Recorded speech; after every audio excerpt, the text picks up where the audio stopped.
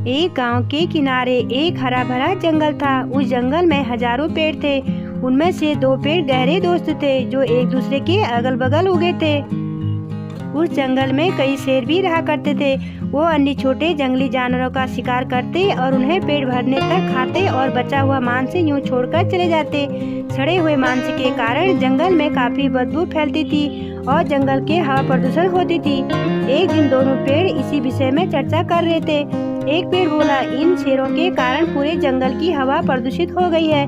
यहाँ हर समय कितनी बदबू फैली रहती है। इन शेरों को तो खदेड़कर जंगल से बाहर कर देना चाहिए। दूसरे पेड़ ने हाँ में हाँ मिलाते हुए कहा, बिल्कुल सही कहा दोस्त, हम सब इन शेरों से परेशान हैं। इन्हें भगाने के लिए हमें कुछ तो करना चाहिए। दोनों पेड़ों की बात एक बुढ़ा और बुद्धिमान पेड़ सुन रहा था। वो कहने लगा, तुम दोनों की बातें मूर्खतापूर्ण हैं। मैं तो सोचो कि इन शेरों के कारण हम सुरक्षित हैं। इनके डर से कोई लकड़हारा इस जंगल में लकड़ियां काटने नहीं आता। शेर चले गए तो हम कुछ भी दिनों में मेहमान होंगे। बूढ़े पेड़ की सलाह पर दोनों पेड़ों ने कहीं ध्यान नहीं दिया। वे बस किसी तरह शेरों को जंगल से भगाना चाहते थे। उन्होंने सोचा कि क्यों न किसी तरह शेरों को डराया जाए ताकि वो जंगल छोड़कर भाग जाए। इसके बाद आपस में सलाह करके दोनों तेज आवाज के साथ अपने स्थान पर हिलने लगे। उन्हें हवा का भी साथ मिला। उनकी शाखाएं और जोर से हिल रही थी। जंगल के जानवरों ने जब ये देखा तो डर गए। उन्हें लगा कि जरूर जंगल में कुछ होने वाला है और इन दो पेड़ों की इस तरह हिलना इसी का संकेत है। वे सब जंगल छोड़कर जाने लगे। शेरों ने भी ये जंगल छोड़ दिया।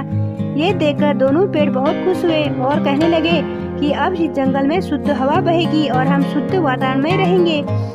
बुद्धिमान बूढ़े पेड़ को लगा, अब हम सबका अंत आने वाला है। दोनों पेड़ों ने बूढ़े पेड़ की बात हंसी में उड़ा दी और अपने मजे में लगे रहने लगे। ये खुशी से फूले नहीं समा रहे थे, लेकिन उनकी खुशी कुछ दिनों तक रही।